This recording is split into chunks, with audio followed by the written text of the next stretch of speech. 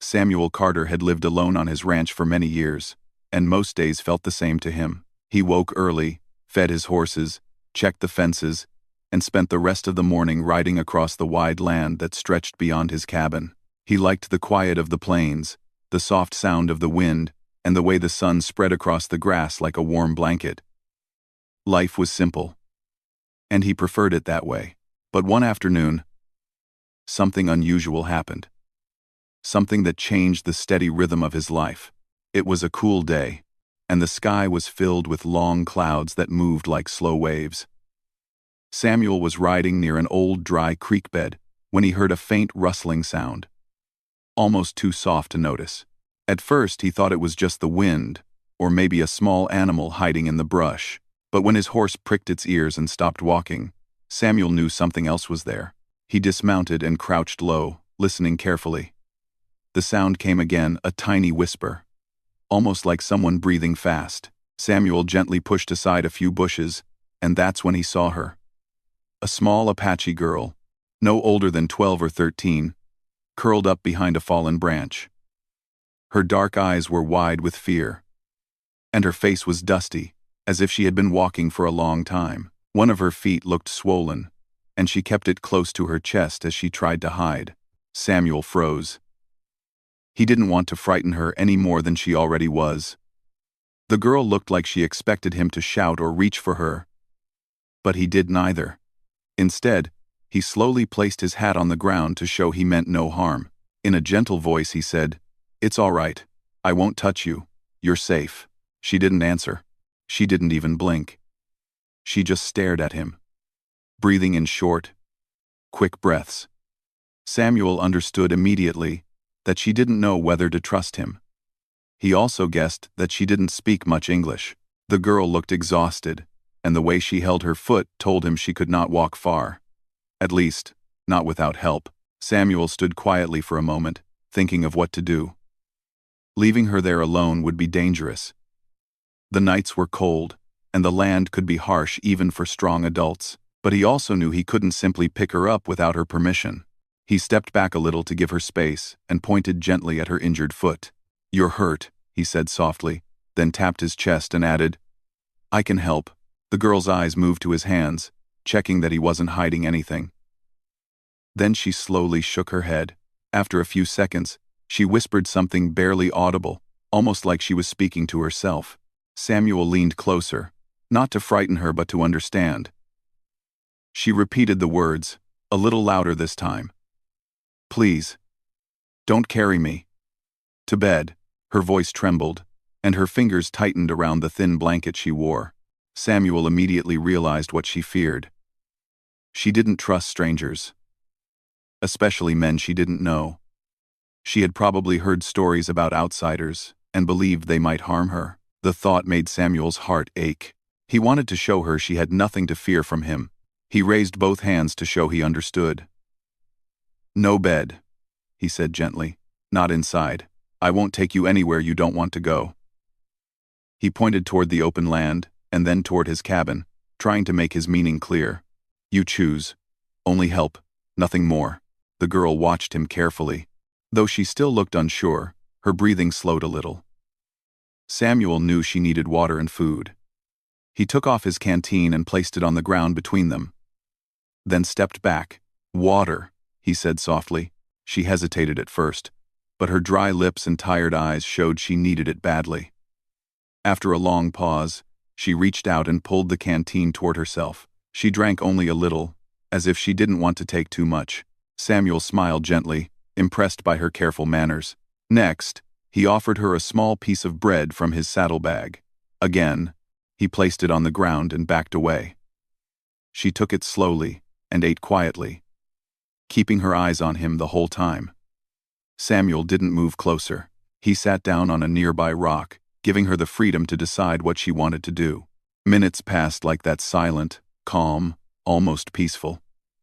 Finally, Samuel said, "I can make a place for you outside. No bed, no room, just a shelter, so you can rest." She looked confused at first, so he pointed to some branches nearby and mimed building something small. After thinking about it, She gave a tiny nod. It wasn't full trust, but it was a beginning. Samuel stood slowly, making sure not to startle her, and began gathering some branches and a spare cloth from his horse. He built a small, shade-like cover, not too close to his cabin, and left it open so she wouldn't feel trapped. When it was ready, he returned to her. "You can stay here," he said, pointing to the shelter. "If you want." She tried to stand but winced in pain. Without touching her, Samuel moved closer and offered his arm for support. She hesitated, then finally reached out. Placing only the tips of her fingers on his sleeve, he walked slowly beside her, letting her lead the pace. When they reached the little shelter, she sat down carefully and pulled her blanket around herself. Samuel brought a chair and set it a few feet away so she wouldn't feel alone but would still have space. He lit a small outdoor fire pit. Not too bright, just enough to warm the air. The crackling sound seemed to calm her a bit. After some time, Samuel tried again to speak. "My name is Samuel," he said, pointing to himself. "Samuel." She looked at him, studying his face. Then she pointed to herself and said quietly, "Nayeli."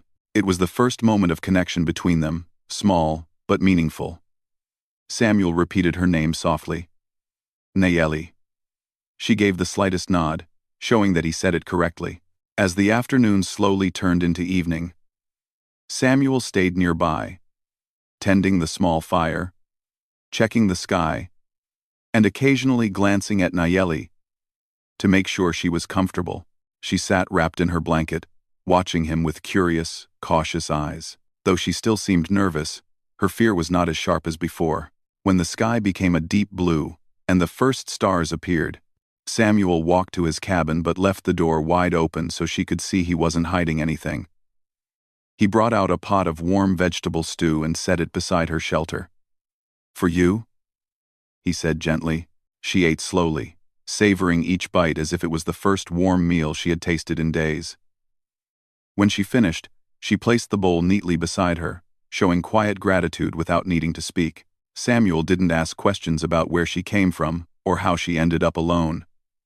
He knew there would be time for that later, once she felt safe enough to talk. For now, all that mattered was giving her comfort and respect.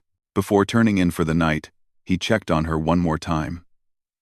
She was awake, watching the stars through the small opening of her shelter. Samuel smiled softly. "You are safe here," he said, making sure his tone was gentle and sincere. She didn't reply, but her eyes softened, and she slowly lowered her head onto her blanket. Samuel walked back to his cabin, leaving the door open a little, so she could see the warm light inside. It was his quiet way of showing he had nothing to hide. As he lay down on his cot, he found himself thinking about the moment she whispered, "Please don't carry me to bed." Those words had been filled with fear, but now he hoped she would come to understand that she never had to be afraid of him. He didn't know what tomorrow would bring, but he was certain of one thing. He would do whatever he could to help her feel safe, respected, and free. Far outside, in her little shelter, Nayeli finally closed her eyes. For the first time in many days, she felt warm. She didn't fully trust Samuel yet, but she sensed kindness in his voice and patience in his actions. She wrapped her blanket tighter, listening to the soft night breeze, and allowed herself to rest not because she had to, but because she chose to. And so the long, unexpected bond between a quiet rancher and a frightened Apache girl began. Not with loud words or sudden actions, but with gentle steps, small moments, and a promise silently understood between them. The next morning began with the soft glow of sunlight spreading across the ranch. Samuel woke early, as he always did. But today felt different. His thoughts went straight to the small shelter outside. He wondered if Nayeli had slept comfortably, or if she had spent the night worrying. He moved quietly, not wanting to startle her. Before checking on her, he warmed some water, prepared a small bowl of porridge, and placed a few fresh berries on the side.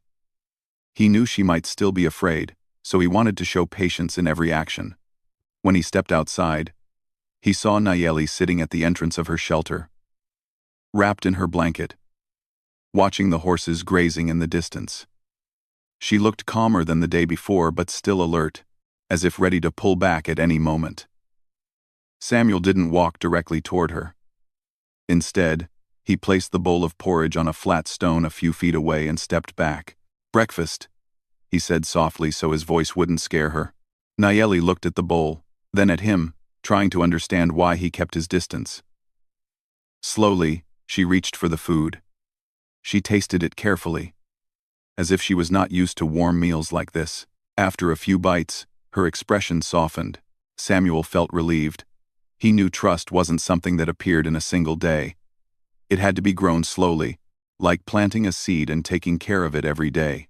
After she finished eating, Samuel noticed her trying to stand. Her swollen foot made it hard for her to put weight on it, and she winced every time she tried. He wanted to help, but he also remembered her words from yesterday. She did not want to be carried anywhere against her will, so he stayed still and spoke gently. "I can make something for your foot," he said. "Something to help the swelling." Nayeli didn't answer with words, but she watched him quietly, which he took as a sign that she didn't mind his help. Samuel walked toward his cabin and took out a small cloth, a jar of cool water, and a few herbs he kept for simple injuries. When he returned, he sat down a short distance away from her, giving her the choice to come closer if she wanted. She hesitated for a moment, then slowly crawled a little toward him so he could see her injury clearly. Samuel didn't touch her without warning. He gestured gently toward her foot, asking for permission. After a long pause, she gave a small nod. Only then did he lift her foot carefully and place the cloth around it. He dipped another cloth into the cool water and pressed it softly on the swollen area. She tightened her fingers on the blanket, but she didn't pull away. Samuel was careful, slow, and respectful. He wanted her to feel safe every second. When he finished, he pulled back and said, "Better. It will take some time, but it will heal." Nayeli gave the smallest whisper of a reply, something like, "Thank you," though her voice was so soft it almost blended with the breeze. Samuel didn't press her to speak more. He knew she needed time, and he was ready to give her as much as she needed. Later that morning, Samuel returned to his usual daily tasks on the ranch. But this time he wasn't alone. Nayeli stayed near her shelter, watching him with cautious curiosity. She seemed interested in everything: the way he saddled his horse, how he fed the chickens, how he checked the fences. Her eyes followed his movements, as if she was trying to understand who he really was through the things he did, not just the words he spoke. At one point, Samuel looked toward her and said, "Would you like to sit closer?" "Not too close. Just enough to see better." She hesitated, then slowly moved a few steps forward, balancing on her good foot. Samuel placed a wooden crate for her to sit on. He didn't help her unless she asked. She managed to seat herself with a careful motion, still watching him with those thoughtful, questioning eyes. For a while, they stayed like that, Samuel working, Nayeli observing. The silence between them wasn't heavy or uncomfortable. It felt like the kind of quiet two people share when they are slowly getting used to each other. Even the horses seemed calmer, as if they sensed the gentle connection forming. Around midday, Samuel returned with a small notebook and a piece of charcoal. He sat down near Nayeli, but not too close. He drew a simple picture of a horse and then showed it to her. She blinked, surprised. He pointed to the horse in the drawing and then to the real horse in the field. A small smile tugged at the corner of her lips. Tiny, fragile, but genuine. Samuel felt a warm ripple inside his chest. It was the first time she had shown any sign of ease. He drew another picture, this time of the sun rising over a hill. She watched with interest. After a moment, she reached out her hand, asking silently for the charcoal. Samuel placed it gently in her palm. She held it awkwardly at first, but then she drew a small symbol, something like a curved line with tiny marks around it. Samuel didn't understand it, but he knew it meant something to her. "That's beautiful," he said, even though he didn't know what it represented. Nayeli looked at him, searching his face for sincerity. When she realized he meant his words, she relaxed slightly. She pointed to herself and then to the symbol, suggesting it had to do with her identity or her family. Samuel nodded, respecting the meaning without asking too many questions. Throughout the afternoon, Samuel continued teaching her simple English words, pointing to objects and saying their names slowly. Horse, he said, pointing. She repeated, horse. Sky, he said, pointing upward. Sky, she echoed softly. Water, he said, showing the canteen. Water, she whispered. She learned quickly, though she often paused to think before speaking. Samuel didn't rush her. Every word she spoke felt like a step toward connection, a soft bridge forming between two very different worlds. Later, while preparing firewood, Samuel noticed Nayeli watching him closely again. Her eyes were filled with curiosity, but also trust, very slight, but enough to notice. He offered her a small stick and showed her how to carve a simple pattern into it using a smooth stone. She followed his movements carefully, carving slow lines and shapes. It kept her calm and busy, and Samuel was glad to see her hands relaxing as she worked. As the sun began to lower, painting the sky in orange and pink shades, Samuel made another bowl of warm food. This time, he brought 2 bowls, one for her and one for himself, and sat several feet away. They ate quietly, watching the sky. Nayeli seemed more at peace than the day before, and Samuel felt proud of the progress. He didn't need thanks. He only wanted her to feel safe. When she finished eating, Nayeli looked at him for a long moment, and then pointed toward the horses again. Samuel understood she wanted to see them more closely, but he also knew her foot needed rest. Not today, he said gently. Your foot must heal. I'll take you to meet them. She accepted this with a small nod, though her eyes still carried a childlike wish to run free like the horses. Samuel hoped that one day she would. As the evening grew cooler, Samuel built a slightly stronger shelter for her, using a few extra boards and cloth to keep the wind out. He didn't make it closed in just enough to give comfort but still leave space for her to see the open sky.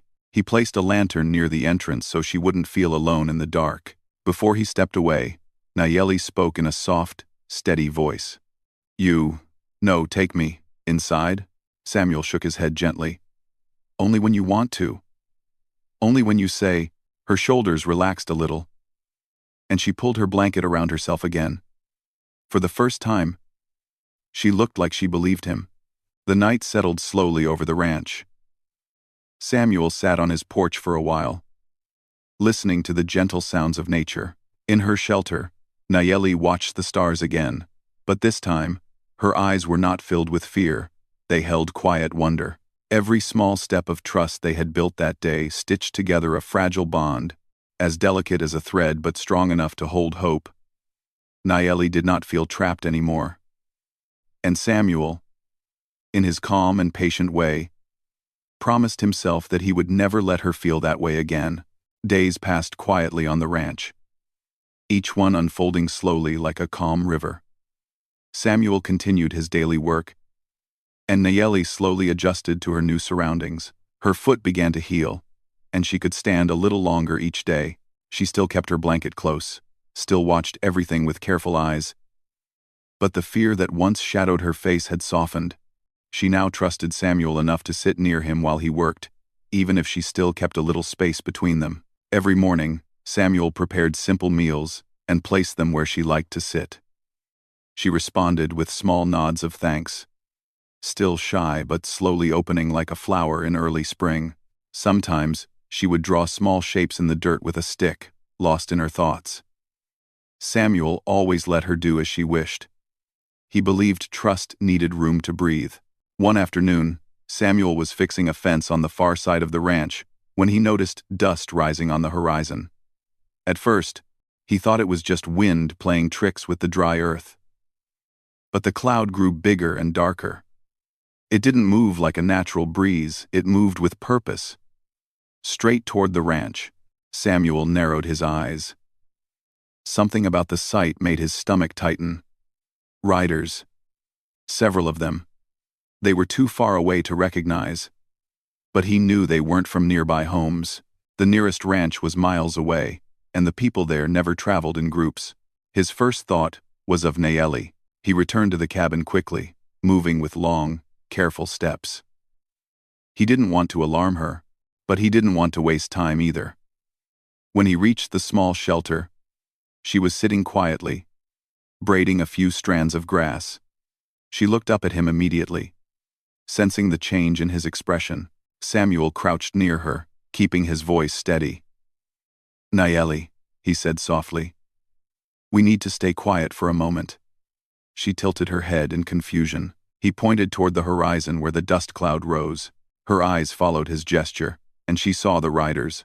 She drew in a small breath, not loud, but sharp. Samuel noticed the way her grip tightened on the blanket around her shoulders. "It's all right," he said gently. "We just need to be careful." He didn't know who the riders were, but he understood enough. Strangers in groups rarely brought peace. He had no interest in trouble. And he certainly didn't want anyone finding Nayeli before she was ready to decide her own future. He guided her a little behind the cabin, not touching her unless she signaled it was okay. She followed him quickly, limping only a little now. Her injury had improved. But fear made her move faster than usual. From behind the cabin, they had a clear view of the riders but stayed hidden. The group drew closer, 5 men on horseback, moving slowly as if they were scanning the land. The men did not appear threatening by their actions, but their searching eyes told Samuel they were looking for someone or something. The men stopped near the front fence, glancing around. One of them pointed toward the land beyond the ranch, shaking his head. Another dismounted and knelt to examine the dirt, as if searching for tracks. Nayeli pulled her blanket tighter and whispered something in her own language. Her voice trembled with worry. Samuel placed a reassuring hand on the ground between them, not touching her, but close enough that she could sense calmness from him. "It's okay," he murmured. "They won't find you. We're hidden well." Minutes stretched slowly. The men spoke among themselves, but the distance was too far to understand any words. After a while, they turned their horses and rode away. Heading west, the dust clouds slowly drifted across the land, fading as they moved farther out. Nayeli watched until they disappeared completely. Only then did she release a long, shaky breath. Samuel stood and offered her a hand, not forcing, only offering. After a slight hesitation, she placed her small hand in his. Together they walked back to the shelter. He didn't want to overwhelm her with questions. Instead, he spoke gently. "People searching like that. Do you know them?" It was a careful question, not demanding, only opening a space for her to speak if she wished. Nayeli stared at the ground for a long moment. When she finally looked up, her eyes held a mixture of sadness and worry. She tried to speak, forming words slowly. "Some people look for girl who is alone," she said softly. "Not to help, but to use." Samuel felt a subtle ache inside his chest. She had been through more fear than any child should face. He nodded slowly, letting her know he understood. "You're safe here," he repeated. "No one will take you anywhere you don't want to go." She watched his face closely, testing every word. After a moment, she nodded in return. Over the next few days, Samuel became more cautious. He kept his eyes on the horizon often, checked the fences more carefully, and made sure Nayeli never wandered too far from the cabin. Her foot had improved enough that she could walk without too much difficulty, though she still preferred moving slowly. One morning, Samuel found her standing near the horses. She hadn't gone close enough to touch them, just close enough to watch. The horses raised their heads and sniffed the air curiously. Instead of stepping back, Nayeli simply stood still, calm and steady. Samuel approached quietly. "They like you," he said with a warm smile. "Horses sense gentle people." Nayeli looked up with soft eyes. "Can I touch?" she asked shyly. Samuel nodded. "Yes, but slowly." He walked with her toward the brown mare named Willow. The horse lowered her head, curious. Nayeli extended her hand, palm open. Just the way Samuel instructed. Willow snorted softly, then nuzzled Nayeli's hand with her warm nose. The girl's face lit up for the first time, truly lit up, with a smile that lifted all the worry lines around her eyes. Samuel felt a quiet happiness watching her. Every small moment like this showed how far she had come. Her fear was fading, replaced by curiosity and hope. But the calm was interrupted later that afternoon when a neighbor, an older rancher named Mr. Dalton, stopped by unexpectedly. He came riding alone, unlike the group from before, but Samuel still felt a flicker of concern. Dalton wasn't unkind, but he liked to talk, and he noticed everything.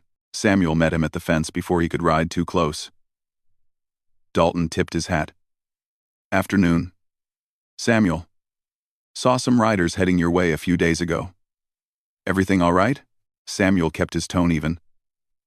"All fine here." They didn't stay long. Dalton narrowed his eyes slightly, scanning the ranch. "Heard some folks around town talking about a missing Apache child. Some men are searching. Say they think she's somewhere near these parts." Samuel felt his chest tighten, but his expression didn't change. "I haven't seen anyone like that," he said calmly. Dalton nodded slowly. "Word travels fast. Just thought I'd mention it." They talked a little more about fences and weather-safe, ordinary topics. When Dalton left, Samuel watched him ride off, making sure he was far away before he went back to the cabin. He found Nayeli waiting near the door, worry on her face. She had heard part of the conversation from inside. Samuel knelt down slightly so his eyes were level with hers. "We're all right," he said softly. "But we need to be careful now." Nayeli swallowed and nodded. She seemed stronger, not panicked like before. Her voice was small but steady. "What?" "We do." Samuel looked toward the open land that stretched far beyond the ranch. He realized that staying here would not be safe forever. If more people came looking, they might find her by accident. Nayeli deserved the chance to reunite with her people, with a tribe that would welcome her. He spoke gently. "When your foot is healed enough, we'll travel quietly. We'll find your people, or those who can help you. You won't be alone." Nayeli's eyes widened with a mix of hope and fear. "You come with me?" she asked. Samuel nodded. "Yes. I won't let you go alone." She breathed softly, relief washing over her face. She trusted him now, not blindly, but truly.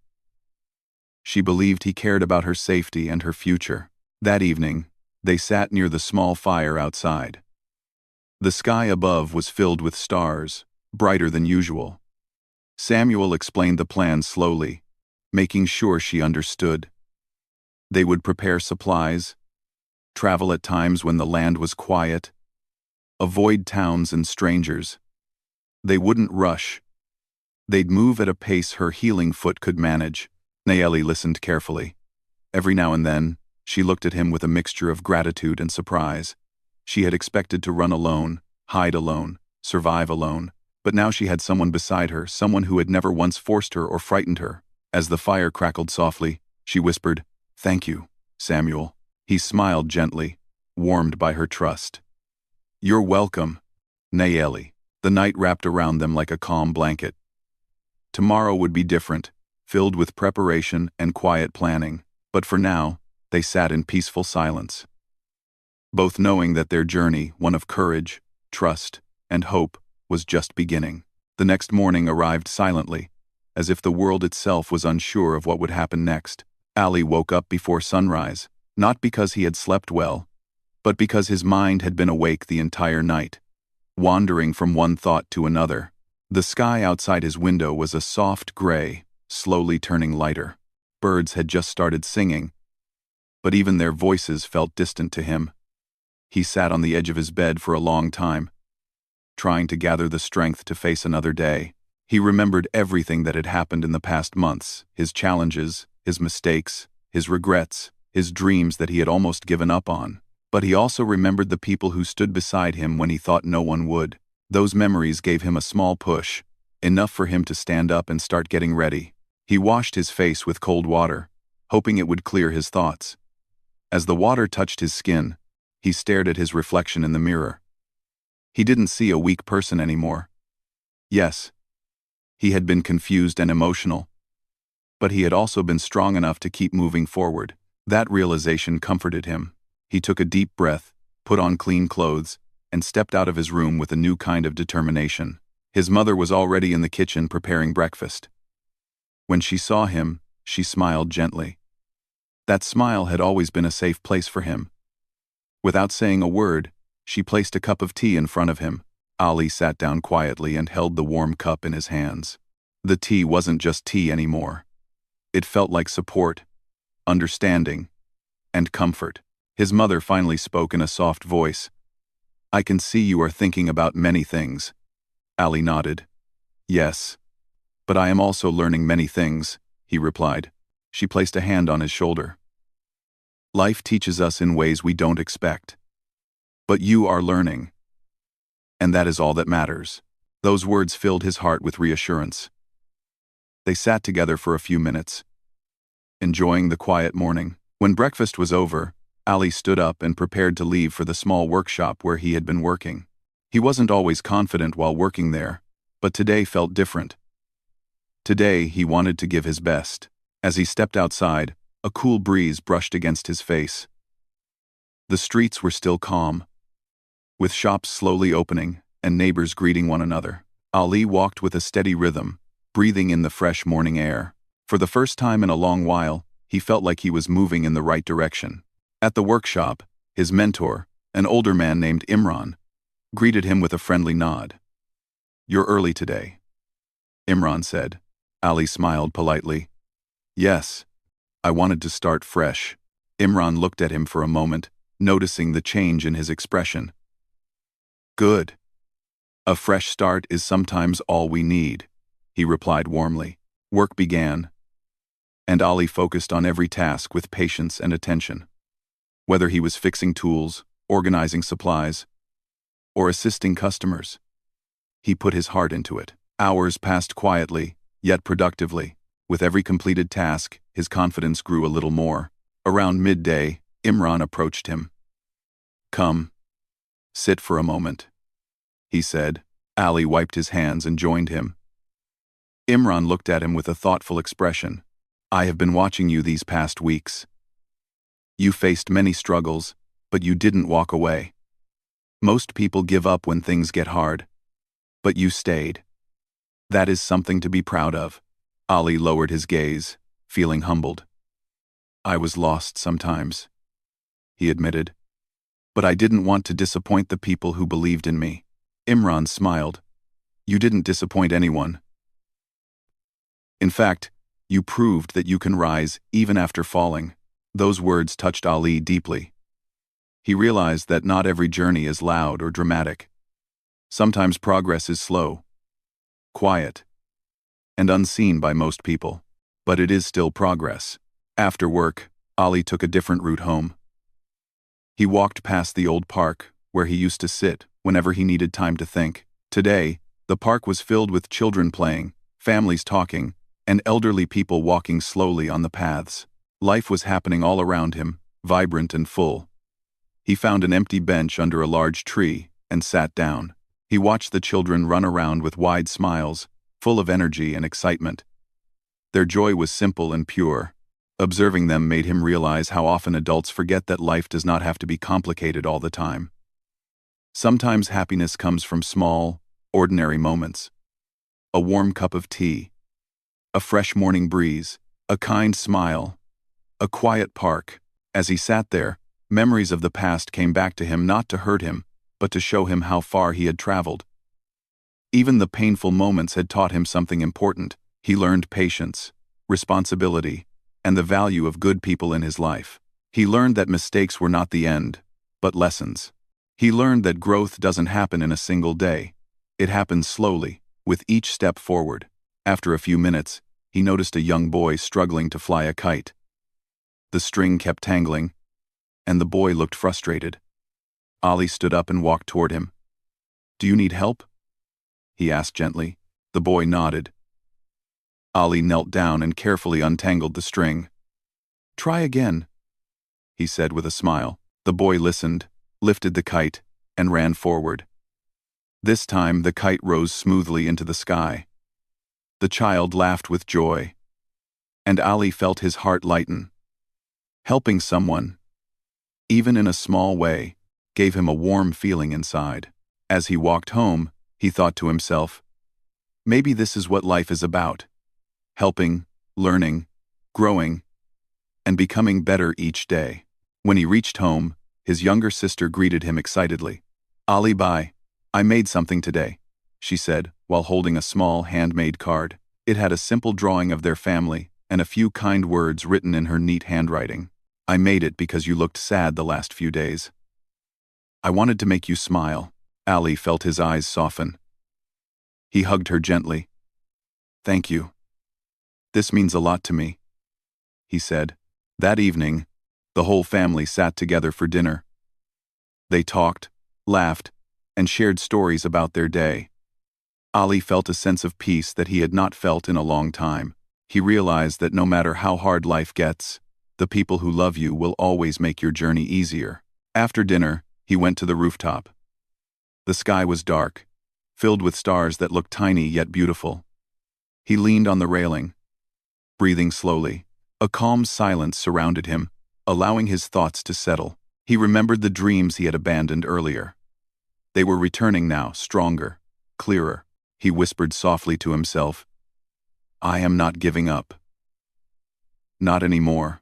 At that moment, he felt something shift inside him, a quiet strength, steady and real.